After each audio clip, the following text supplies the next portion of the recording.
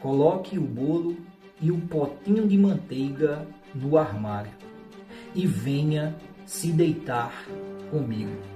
Chapeuzinho Vermelho tirou a roupa e deitou-se na cama e ficou muito espantada ao ver como sua avó era diferente de quando estava arrumada. Trecho tirado do conto da Chapeuzinho Vermelho, do livro Clássico de Todos os Tempos, de Charles Perrault, editado pela editora Ciranda Cultural. Queridos, esse trecho é um dos trechos mais delicados e importantes da história do conto da Chapeuzinho Vermelho. E é exatamente por isso que ele precisa ser tratado com clareza, cuidado e responsabilidade. Especialmente, queridos, quando o objetivo, que é o objetivo desse vídeo, é tratar sobre a prevenção contra abuso sexual.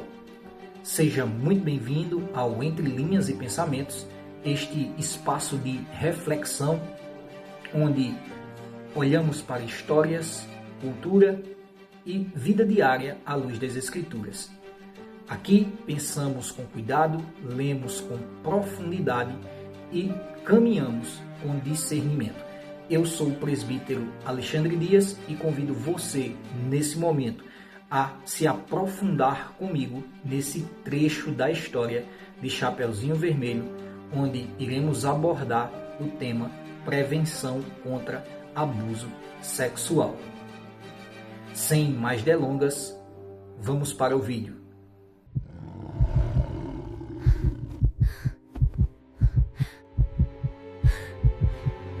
Olha, todo mundo conhece a história da Chapeuzinho Vermelho, né? Mas, e se eu te contar que, bem ali, escondidinho na história, tem um guia prático e super urgente sobre como proteger as crianças de perigos bem reais? É isso que a gente vai desvendar agora. Sabe, essa pergunta é a chave. E a resposta não tá assim nos livros de contos de fadas, mas na vida real, no nosso dia a dia. A gente vai usar essa história que está na ponta da língua de todo mundo para tirar dela uma lição poderosíssima sobre os perigos que, infelizmente, nos cercam. E o ponto central, o coração de toda essa análise tá aqui, nessa frase. Pensa bem, é uma linha só, que a gente até passa batido lendo a história. Mas é aqui, segundo essa análise, que tá a chave pra gente entender uma mensagem de proteção muito mais profunda e séria do que a gente imagina. Então, vamos lá. O convite para a cama, isso não é um detalhe qualquer jogado na história. Pelo contrário, ele tem um peso simbólico gigantesco, que fala tudo sobre vulnerabilidade e sobre um perigo que está prestes a acontecer. A gente precisa entender que a escolha do lobo por esse lugar foi totalmente estratégica. A cama, gente, não é só um móvel. É o nosso cantinho mais íntimo, né? Um lugar de confiança, onde a gente baixa a guarda, tanto física quanto emocionalmente. E os predadores? Eles sabem disso. Eles não estão procurando uma briga justa. Eles estão caçando uma oportunidade. E é justamente nesse ambiente de vulnerabilidade que eles encontram o que querem. Isso aqui é um ponto importantíssimo. Mostra o quanto o predador é calculista. O ataque de verdade não acontece lá na floresta, em campo aberto. Não. Ele espera. Ele espera um lugar fechado, isolado, silencioso, longe de qualquer ajuda. A tática dele é essa: isolar a vítima. E é aqui que o conto de fadas vira um espelho assustador da nossa realidade. A análise mostra uma coisa bem séria. As táticas do lobo não são só ficção. Elas seguem, passo a passo, o manual de um abusador da vida real. E esse padrão, olha, ele se repete. E é importante notar que ele não começa com violência. Não, começa com manipulação. Primeiro, o predador constrói uma confiança, muitas vezes se passando por amigo, por alguém da família, uma figura de autoridade. Depois, ele espera, com toda a paciência do mundo, pelo momento perfeito de isolamento. E só aí, quando a vítima já está vulnerável, ele faz o convite. O convite para um espaço privado. E pronto, a armadilha está fechada. E olha só que interessante, a análise mostra que esse padrão de manipulação não é de hoje não. Milhares de anos atrás, textos bem antigos já descreviam exatamente essa mesma tática. Sabe, usar as palavras certas, a sedução, para levar a vítima, sem que ela nem perceba, direto para uma situação de perigo extremo. Então, entendendo tudo isso, a análise traz alguns conselhos bem práticos, bem diretos. Pensa neles como regras claras e negociáveis mesmo, para proteger as crianças.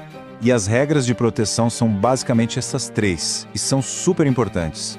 A primeira: nenhum adulto, em hipótese alguma, deve chamar uma criança para a cama. Ponto. Segunda: qualquer situação que envolva segredo sobre o corpo da criança, isso não é normal, não é aceitável. E a terceira, que talvez seja a mais vital de todas: aquele desconforto, aquela sensação estranha que a criança sente, é um alarme, não é desobediência, é um instinto de sobrevivência dela gritando. E isso precisa ser levado muito a sério. Esse ponto, inclusive, é reforçado por um princípio que a fonte destaca. A ideia é que qualquer situação que cause confusão, medo, um silêncio forçado, isso vai contra a paz, a clareza. É, por definição, um sinal gigante de que tem alguma coisa muito errada acontecendo. Ok, mas da onde vem toda essa visão de proteção? Bom, a análise baseia isso em 2 pilares que são bem antigos e poderosos. A prudência, para a gente evitar o perigo, e a justiça, para punir o mal. E segundo a fonte, a fé não tem nada a ver com ingenuidade, com ser bobo, muito pelo contrário. Ela incentiva o discernimento, a sabedoria para a gente conseguir reconhecer o perigo e, mais importante, agir para se proteger dele. Então, a prudência aqui não é vista como medo, sabe? É uma habilidade. Uma habilidade ativa. É a capacidade de enxergar, de entender e de se desviar do mal. É uma ferramenta essencial de autoproteção. E só para não restar nenhuma dúvida do quão sério é esse assunto, a fonte faz questão de destacar essa passagem de Mateus. A linguagem é pesada, é forte e deixa claríssimo a gravidade com que essa tradição de fé enxerga qualquer tipo de abuso contra crianças. Agora a gente chega no ponto talvez mais importante de toda essa reflexão. Uma verdade que precisa ser dita em alto e bom som, com certeza absoluta e com apoio total às vítimas. Se o pior acontecer, se uma criança passar por uma situação de abuso, existe uma coisa que precisa ficar muito, muito clara. Inquestionável. O erro é 100% do lobo, a responsabilidade é inteira, total, do agressor. Não tem desculpa, não tem exceção, não tem mas. E para fechar esse raciocínio, a afirmação final, que é poderosa e precisa ser libertadora, a vítima nunca, jamais tem culpa. Não importa a roupa, o lugar, a hora, a inocência da criança é inquestionável. Ok, com essa verdade fundamental bem estabelecida, a análise muda o foco para a aplicação prática. Ou seja, como é que a gente previne? E a resposta é com comunicação aberta e quebrando tabus. Então ficam aqui as lições para todo mundo, pais, educadores, toda a comunidade. Primeiro, o perigo raramente tem cara de monstro. Muitas vezes, ele vem disfarçado de cuidado, de carinho. Segundo, o silêncio, o segredinho, é a maior arma do abusador. E por fim, a conversa aberta, franca, ela literalmente salva vidas. E tudo isso se transforma num chamado para ação, uma ação coletiva. É como um sistema de 4 pilares, sabe? A gente precisa ensinar as crianças a falar, a usar a voz delas, os pais precisam aprender a ouvir sem julgar, a acolher, a comunidade tem que orientar sem tabu, sem vergonha de falar sobre o assunto, e a sociedade como um todo tem a obrigação de proteger, sem se omitir, sem fingir que não vê. E para fechar, a análise conclui com essa frase que é muito poderosa e resume tudo. O convite ao segredo, ele pertence à escuridão, ao perigo. Já a segurança, a cura, a proteção, tudo isso está na luz, na transparência, na verdade que é dita. E a gente termina com essa provocação, que pega a lição de um conto de fadas e transforma numa responsabilidade de cada um de nós e da comunidade inteira. A questão não é só entender o perigo, né? É se tornar parte ativa da solução. Então fica a pergunta: como é que cada um de nós, o nosso dia a dia, pode ser essa luz que protege? Queridos, se este vídeo tem alguma utilidade pública, curta, comente aqui embaixo, deixe a sua opinião. O que mais chamou a sua atenção nessa história, nesse trecho da história, nesse conteúdo que apresentamos para você?